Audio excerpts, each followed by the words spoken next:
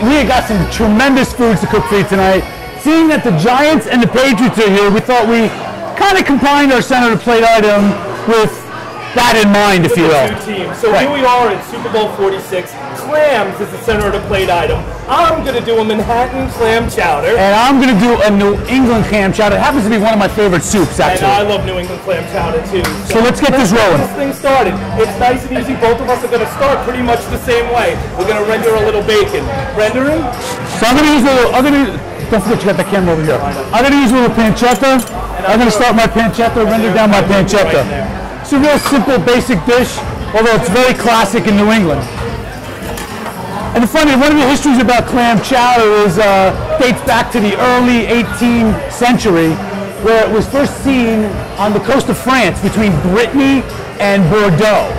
Is that right? And ironically enough, the New Englanders are so passionate about their clam chowder, they don't want any tomatoes in it. See, and quite the opposite. The Manhattan clam chowder comes from the early 1800s also, and the peasants used to use tomatoes in their cooking. And around New York and stuff like that, and that's where the Manhattan clam chowder derived from, is a Manhattan, tomato clam base. Pretty wild, right? That's fantastic. In fact, right up the coast. In fact, in 1939, they were so dead against it, the legislation in Maine passed a law to forbid and make it illegal to put tomatoes in your New England clam chowder. See, and we're down here for Super Bowl 46, and here we are with the Giants, hopefully on the verge of closing this thing out. The New York Football Giants. And beating the New England Patriots again. So that's our goal. Okay. So here we go. Look at his garnish. So after I render down my bacon, that's what you want it to look like. And can you smell that? Smell-o-vision? It's unbelievable. I'm going to add my onions and leeks. And look at what I've done. I've taken a little bit of this butter, and I got a lot of flavor going on in there. Slow down, bro. And then we're gonna sweat our leeks and our pancetta together. And I'm gonna do some onions in mine.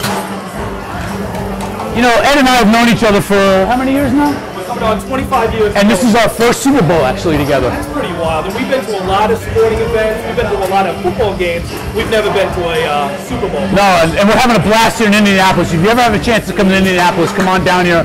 It is on fire.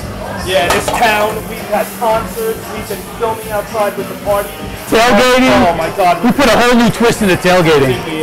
So you'll be able to see that as well. Wow, can you smell that, brother? I can, and here I'm going to be putting a little bit of potato in there. So now I got my onions and my bacon rendering down. I'm going to add a little flour to this and make a roux to give it some balance. See, and whenever you cook, you always want to put in the things that's in the longest to cook.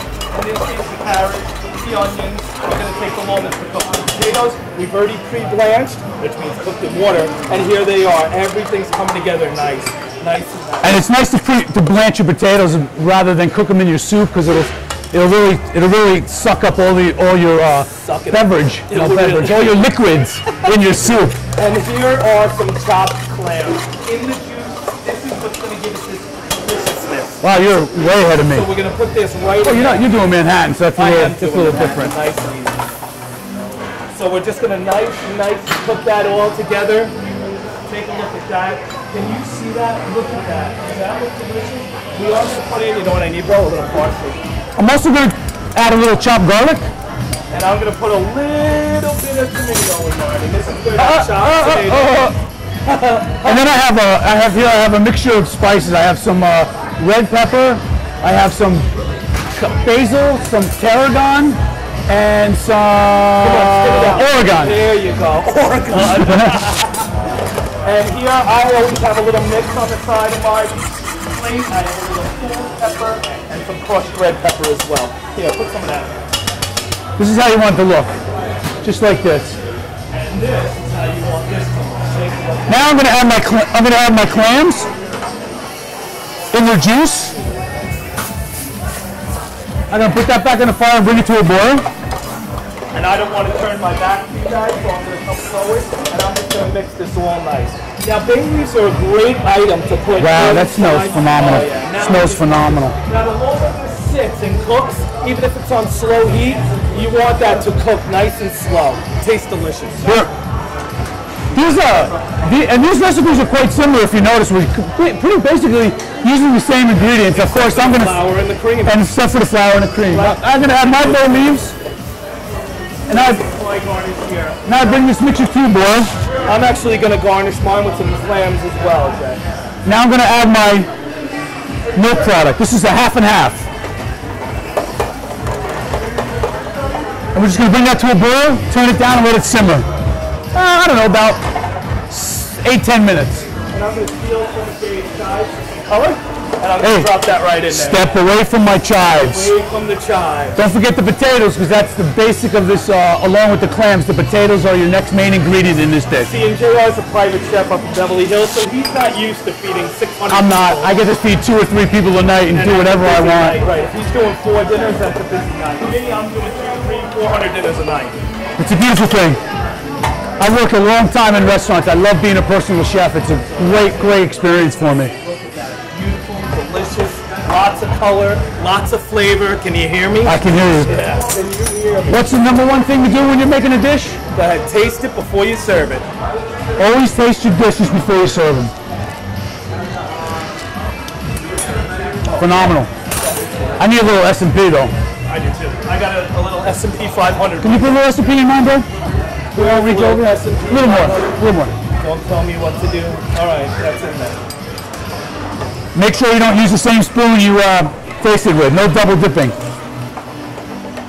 And Jay, a lot of times will turn the heat off on my stove or on my saute, and he didn't do it as of yet. Yep, he did it already. My stove is off. He tries to sabotage my meals. So here we go. I'm gonna plate up, Jay. Mine just needs a little more salt, I think. Does it? I got tons of it over here, and I'll sell it to you. Buy a salt barrel? Yeah. Look at the color, Jay. Beautiful. Look at that. Oh, look, put a couple clams on the top of that. My dish is just about ready to do the... Oh, we have overage. I do have an overage. That's why you have these. It's a great hearty meal for winter time. For a nice, delicious meal for winter time. Game. This is a delicious. Okay.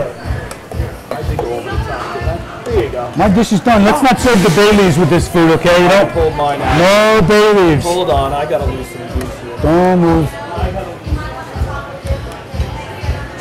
Okay. Mine's gonna lose on presentation purposes here. And here's how I'm gonna kick this up a notch here, guys. I'm gonna take a little green onion, and I'm gonna garnish mine with a whole clam that's been steamed in some olive oil and garlic. And I actually sauteed my clams. And then I'm going to finish it with just a little bit of some sweet basil pesto. Wow, that looks delicious, bro. I'm going to steal some more chives, too. So there you have it. And there's my interpretation of a New England clam chowder. Coast to coast style. And there's the Manhattan clam chowder for those New York Giants. We're going to get some of our friends to taste this meal. So we have a bunch of celebrity chefs around. We have a bunch of hungry football players around. Let's get some of these guys to try this food. All right, cut it. Good, good. Just get enough shots of the hero shot.